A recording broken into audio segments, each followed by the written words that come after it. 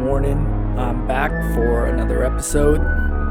This is part 3 of Attack on Titan. We have been doing this for the last 2 episodes. If you're not quite caught up or you need a little bit of information to fill in, maybe just a couple of things, go ahead and check out the new shorts that I just posted. Those shorts are really good information. Just snippets kind of what we've been talking about. They might just help you. Maybe one of them will happen to have some information that you might have missed in the long video. So check that out when you can. Nevertheless, we're finally on part 3, and kind of just a small recap. We really went into the depths of some of the characters last episode insofar as who they are, and just letting you know who exists, who doesn't exist, why they exist, what they do, some of their last names and their connections with each other. So you have a pretty good idea of the characters, the main characters, the side characters, and everything like that. You have an idea of the 9 Titans and the powers that they hold. You know that the royal family is the Rice family. Historia is a member of the Rice family. Her father, who is alive, is a member of the Rice family. And part of what happens in Attack on Titan sometime later in the season is the Rice family actually kidnaps Eren. And that's when you meet another Ackerman.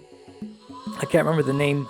Kenny Ackerman, who's related to Levi. It turns out that this guy trained Levi, and as I told you last time, Levi is literally the best warrior there is. I mean, this guy just don't die. He just wins every single gosh dang fight. It's so rare to see him lose. He's so strategic. He's fast. He's incredibly accurate. So man, this guy's just a winner.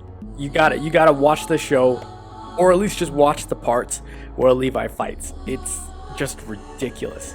He doesn't lose, and it's specifically kind of an Ackerman ability. Ackermans just don't tend to lose, except for when they fight each other. But let's just have that as our funny running theory. So like, Mikasa is also an Ackerman, and she just kind of kicks everyone's ass as well. So the theory is holding up. And then you got Kenny Ackerman, and he just kind of kicks everybody's ass as well. So I mean, I'm 3 out of 3. Yeah, so I think this is a solid theory. Anyhow, Kenny is working for the Rice family at this time. The Rice family hired them, and they kidnap Eren. The purpose of kidnapping Eren is because Eren has the Attack Titan and he has the Founding Titan. They don't care so much about the Attack Titan. Actually, very few people know about the Attack Titan's special power. Most people just think the Attack Titan is for throwing hands. The Attack Titan is worth so much more than that, and no one had any idea how important the Attack Titan is. It's kind of, I don't know, I thought it was a little bit of a stupid plot, but a lot of people like that. That's probably the only part of the show I don't like. But however, okay, the Rice family, which is Historia's family, they kidnap Eren. They bring him down into the Founders area. It's just this big crystallized place that the Titans actually made. That when a Titan hardens, or if you watch the show, you'll see that Eren can like harden his fist into like crystals, or he can create like crystals in the back of his nape, which is where you cut the Titans. You cut them at their napes to kill them. So you'll notice that Eren can harden that spot with like this crystallized structure. So if a sword tries to cut it, they can't, or if someone tries to shoot it, they can't. Also, the only thing that can break this crystallized structure that we've seen in the show is actually the Jaws Titan. That's the special power of the Jaws Titan. So remember when Annie crystallized herself into a crystal ball after the fight with Eren in order to protect herself because Eren was going to eat her? They were unable to actually break the crystal or interrogate her or torture her. And if they would have had the power of the Jaw Titan can actually break and bust these crystals. So just kind of information for you to know about the Jaw Titan. That's what he's for. His claws and his jaws are where his power derives from.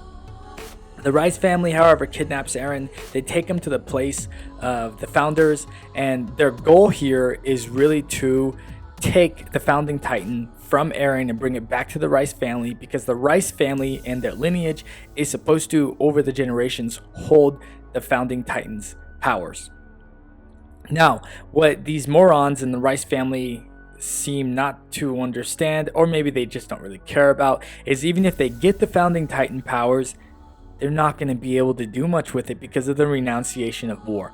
But they still want it. Okay, so Historia's dad has Kenny Ackerman kidnap Aaron. Historia in this show will go by a different name. She's going to be a blonde-haired, blue-eyed girl, and you're going to kind of mostly through the show be like, who the heck is this person? She's kind of interesting. You're going to see this super odd scene where Aaron actually leans down and kneels before her when she's recognized as who she actually is, and he kisses her hand, and all of a sudden all these memories shoot into Aaron's head, and he has access to the power of the founding Titan for just a moment. So she's royalty, she's super important, but she doesn't really do anything in the show. She kind of gives away her opportunity to be the center of the show when her father requests that she eats Aaron to gain the power of the founding Titan. She actually refuses to take this power, and her father ends up, I'll take it for myself. Her father doesn't succeed. Historia lives, her father doesn't, and Aaron lives, and we move on throughout the story. So that's a super important piece right there, is Historia had the opportunity to end Aaron's life. She had the opportunity to take the founding Titan. But what Historia doesn't know at this time is that Aaron is partially, or mostly, depends on your interpretation of what we're going to talk about when we talk about the paths, but Aaron is mostly responsible for the death of her entire family. Sorry, not her entire family, but someone that she loved. And her entire family. Yeah, you'll have to watch the scene where Grisha Yeager, Aaron's father, goes down into the founding place. He takes the founding Titan. Well, when he does that, he also, I believe, kills some other people, which is the royal family. But however, go through that, check it out, tell me what you think, and we'll see what happens, huh? Now, throughout the show, I think we've covered most of the major battles. There's so many different characters. The show does such a good job on presenting different characters, making them interesting, making you wonder about them. So it really, like I said, it's better to watch the show so you can really understand what's going on, because there's a lot of politics in this show as well. Now, we've spent a lot of time on Paradia, on the characters of Paradia, and we haven't spent a lot of time on Marley. So what happens, I believe, at the beginning of season 4 is we finally go to Marley. So let me make sure that we end season 3. We end season 3 with the island of Paradia beating the Colossal Titan. So the Colossal Titan flees, beating the Beast Titan, so the Beast Titan flees. They beat the female Titan, and she's crystallized and captured. And then the Colossal Titan was actually eaten by Armin. So Armin actually gained the power of the Colossal Titan, and Aaron was actually the one to cut the nape of the Colossal Titan. During that battle, they lost their main man, the strategic genius, Erwin, and he died. It sucked. It was a terrible decision that they had to make. And Levi, of course, has been under Erwin for as long as you can imagine, and a lot of these other scouts. And everyone pretty much was, well, logically so. They wanted to save Erwin's life. The way that they were going to save Erwin's life was because they actually had a vial of the spinal fluid of the Beast Titan, and they were going to give it to either Armin or Erwin. So during the Colossal Titan attack, the Beast Titan attacked, the Colossal Titan attacked, and the Armored Titan attacked. So Levi went and dealt with the Beast Titan, and during that time, every single person, I believe, that except for one man, every person, well, of course, Levi lives, right? But other than Levi, only one man lived. So there, I don't know, there must have been 150, 200 soldiers that stormed the Beast Titan. So imagine this. You're standing amongst these kind of townhouses or just, I don't know, residences. You're standing within the area. About 300 yards or 400 yards away from you is the Beast Titan. And the Beast Titan's little specialty here is actually how he throws stuff. I'm not sure if that's like a Beast Titan special power, but a funny thing about Zeke Yeager when he was young is he was super good at throwing a baseball. And he would throw a baseball with one of the scientists who actually was the Beast Titan in Marley, who gave him the Beast Titan powers. And that was the person who influenced him and who convinced him to snitch on his parents. So funny enough, it connects to his childhood. So Zeke Yeager, who is the Beast Titan at this time, has this ability where he reels back, he grabs like a bunch of rocks or anything that he can really have, and he swings it in this weird manner and throws it. If you're a big baseball fan, maybe the way he throws makes a lot of sense to you. To me, I would have thought I'd break my elbow, but if you're a baseball fan, you're gonna go, oh wow, that makes a lot of sense the way he does it. Anyhow, so that's kind of what they got when they're dealing with the Beast Titan, and so the scout regiment goes out there to meet the Beast Titan, and the Beast Titan just absolutely kicks their ass. He just wrecks them. And every single soldier, amongst all the soldiers that rode, all of them died except for two. Only two survived.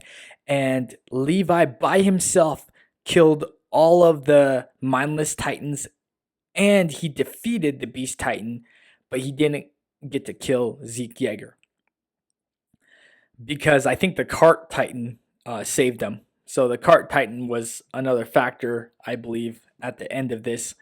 The Cart Titan was kind of a new character for us, and the holder of the Cart Titan, I don't remember, whatever. I don't remember. The Cart Titan came to help them in the system. So now we understand what happened with the Beast Titan, the Colossal Titan. Aaron and all the other buddies go to face, well, mostly just Aaron and Armin are responsible for taking care of the Colossal Titan. And they get it finished, man. But during that time, so something that the Colossal Titan can actually do is it can expel a ton of steam. And this steam is so incredibly hot that it burns the flesh off of your skin if you're too close. It's also powerful enough that it blows you away, or it might make your grappling hooks release from its body if you grappled onto the Colossal Titan. Now, there is a cooldown time for the steam that the Colossal Titan emits. I don't remember how long it is, but Armin is a genius actually as well. So he was able to figure out how much time it was going to take for this for the steam to expel and when to attack. Him and Aaron did so. They ended up winning. It was a huge win, and they were able to cut out the Colossal Titan birth control, also known as Berthold, and they were able to cut off his arms and legs, because if you cut off the arms and legs of a Titan holder, it takes them a long time to heal, and while they're healing, they can't actually turn into like a huge Titan typically. So that's one way of effectively moving around or capturing a Titan holder, is by cutting off all their limbs, so they're which they can heal from. You'll see a bunch of steam emitting. Steam is their way, it would seem, of healing. But anyhow, that's kind of how that works. So the Beast Titan is defeated, the Colossal Titan is defeated, and now we move on to Marley in season 4. So the Beast Titan and the Armored Titan, who are all that's left, and of course the Cart Titan, who they brought kind of into the last season 3, the end of it, you see the Cart Titan. We go off to Marley. Now, I'm about to go on a rant, guys. I'm about to lose my cool. And when I say I'm about to lose my cool, I'm not even playing around. This shit pissed me off, man. There's this little bitch, and her name is freaking Gabi. Oh, my God, bro. Get me started on Gabi. Oh, man. Man, do I got so much to say. Man, this stuff got me started. I hate Gabi so much. There's so many online freaking trolls who are gonna sit here and they're gonna say stupid crap like Gabi is Aaron, Gabi is the same, Gabi went through the fucking. Man, shut the freaking hell up, bro. Shut up, man. This stupid. Anyways, okay. So we go over to Marley. And like I've told you, Marley is quite a bit more advanced. Marley is over the ocean. So in Paradia, sorry, I have to go back to Paradia, but in Paradia, the people have never seen an ocean. Like I said, the people are so far behind in advancement because they've been secluded for so long and because their memories have been wiped.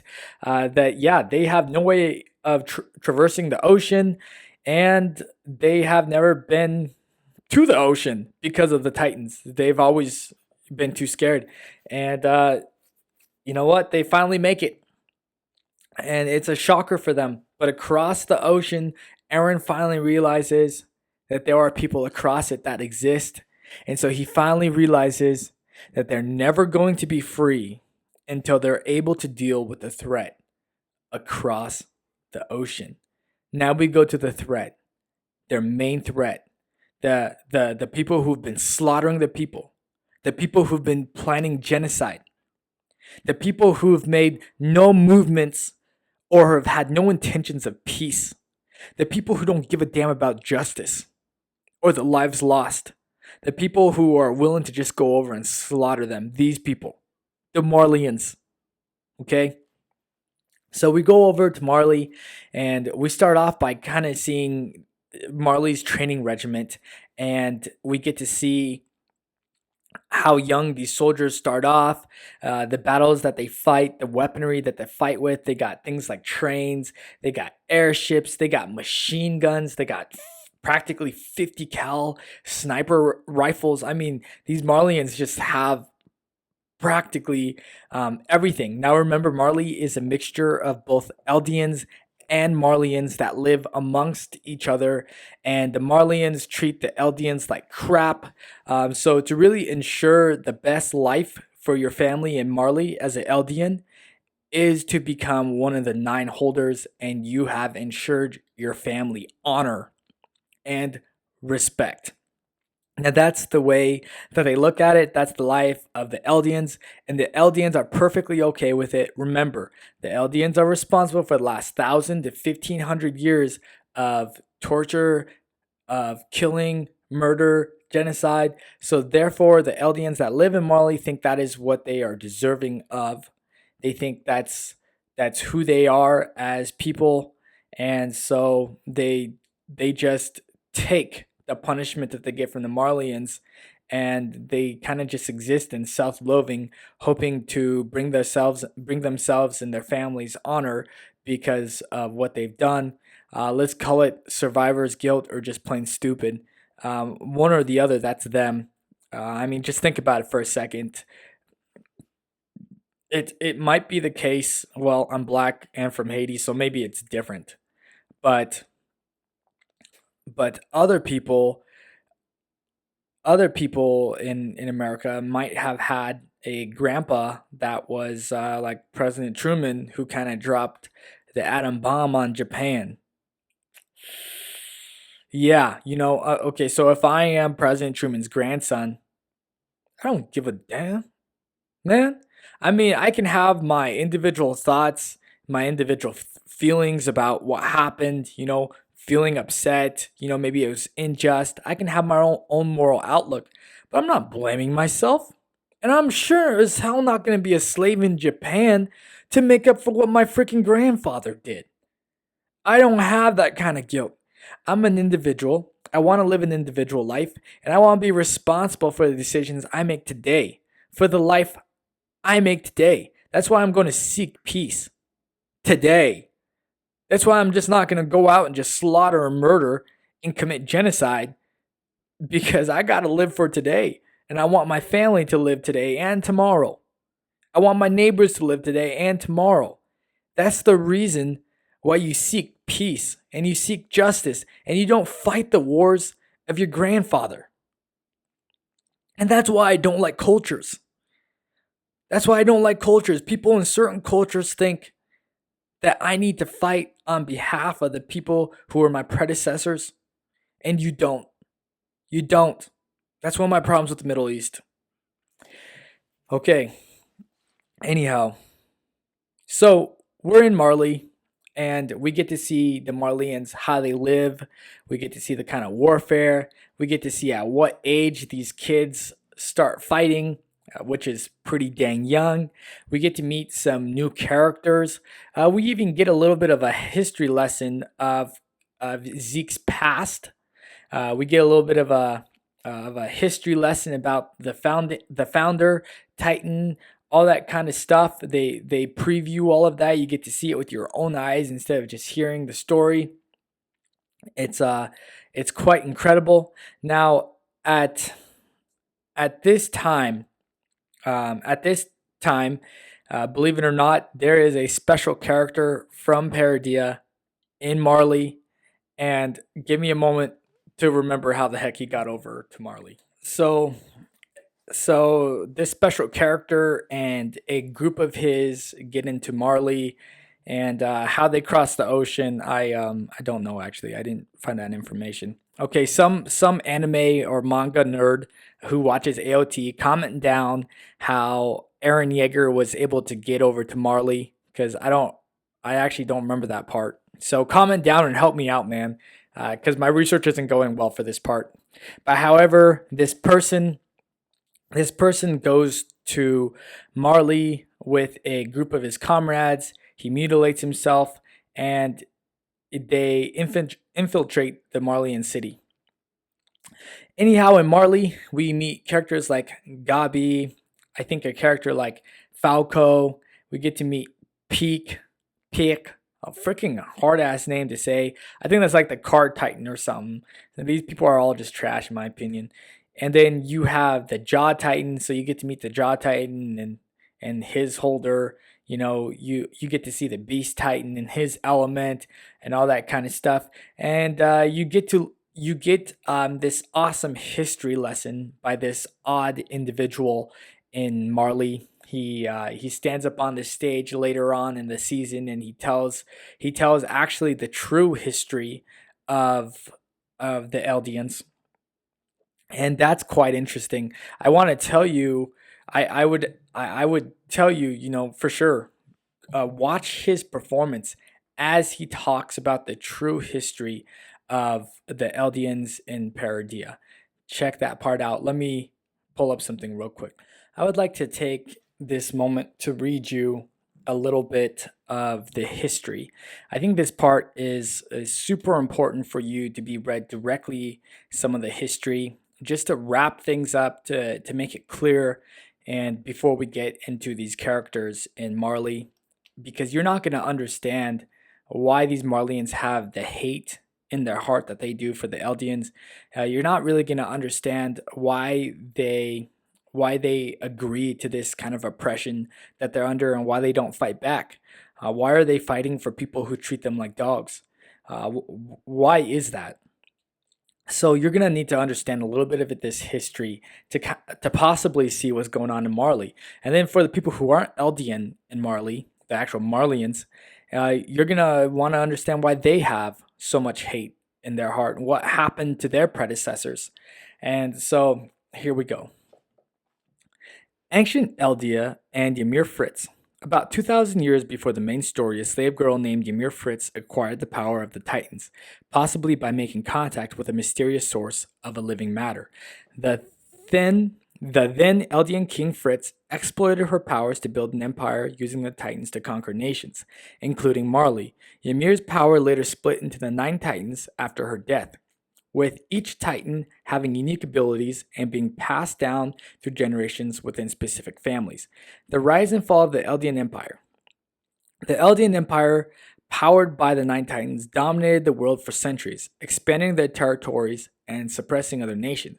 However, internal conflicts and Marleyan influence led to the Empire's downfall during the Great Titan War. Marleyan rule and the truth of Eldian history. After the Great Titan War, Marley emerged victorious and gained control over 7 of the 9 Titans.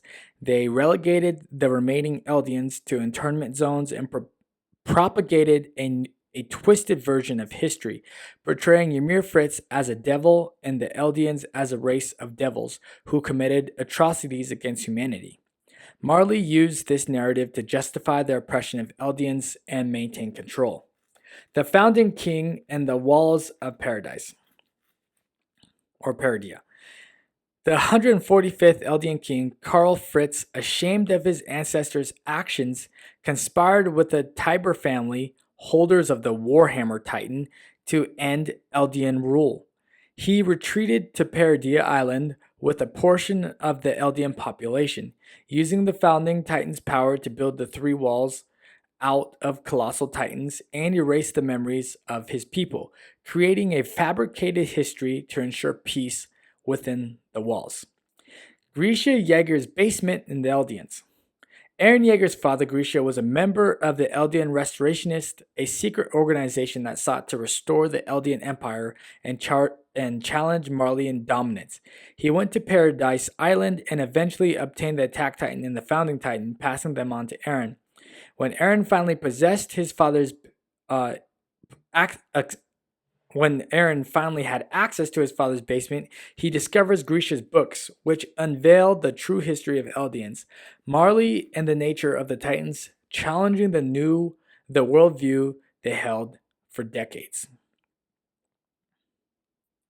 So you're gonna have to watch this part to continue to understand really what's going on here. But that's just a snippet of really the true history of the Eldians and the Marleyans.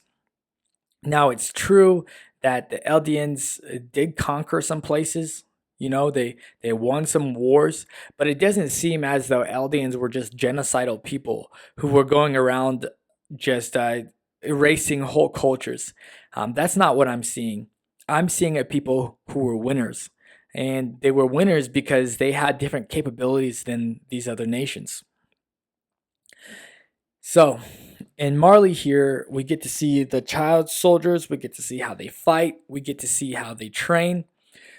It's quite an incredible spectacle, and the reason that they train and fight from such a young age is to have the opportunity to become one of the 9 and have access to one of the 9's powers for honor, for fame, and just to be recognized as good Eldians. That's what they want to be, because there's devilish Eldians and then there's good Eldians, and that's what they want to be. They want to be good little Eldians. Frickin' dogs, man. I hate these people.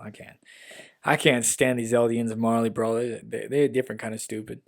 Where was I at? Another thing to note about what happens here is the reason that the Titan powers are passed down is because from the time that you become a holder of the 9 Titans, you only have 16 years to live.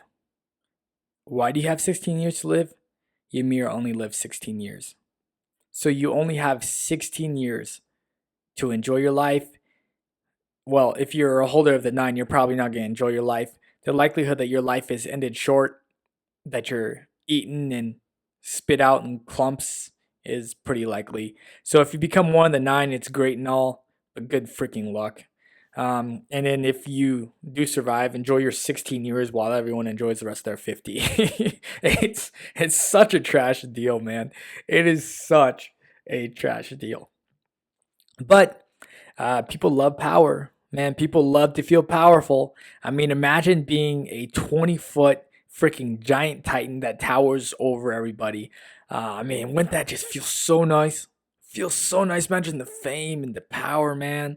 Like, you could have anyone you want. You could do mostly whatever you want. You would just, every other part of your life would suck. But at least you'd have those parts. Yeah. You decide whether you want to be a holder of the 9 Titan powers or whatever. I wouldn't want to be. I don't think it would It would be great. I don't want to only have 16 years to live. So after 16 years, these powers have to be passed down to the next generation. The way it's passed down is you put the spinal fluid and the next person who's supposed to become a Titan holder. And then the current Titan holder brings himself to his human form. And then now mindless Titan, because he's had the spinal fluid, so goes from human, mindless Titan. The mindless Titan eats the human form of the 9 and becomes one of the 9, who can transform from one of the 9 to its human form. So same with, the female Titan, the beast Titan. So those are part of the 9, so you become one of the 9. Now you can hold multiple Titan powers at once. You can have the Attack Titan, you can have the Founding Titan, you can have the female Titan, you can have the Warhammer Titan. It turns out that one holder can have all of the powers all at once, just like Ymir did. Right. So recall, Ymir decided to split the Titan powers into 9. If she wouldn't have, there would just be one Titan, which would be the Founding Titan. But because she was able to hold all but split, that means one person can also hold all, but then it's gonna continue the cycle and naturally split. So if, let's say, Eren Yeager was to take all of the Titan powers and he was to die after 16 years because he wasn't able to change, the fact that Titan holders die at 16. Okay, let's say that's the case. If that is the case, in the next generation, there will actually be an Eldian as chosen, I guess, by Ymir, who will actually be born with one of the powers. And then the next child with the second, and the third, and the fourth, and the fifth, all the way until all the Titan powers are dispersed once again amongst Eldians.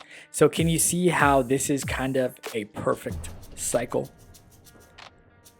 Now this cycle kind of sucks because it's like, well, what if we want to get rid of these 9 and we just want to have one?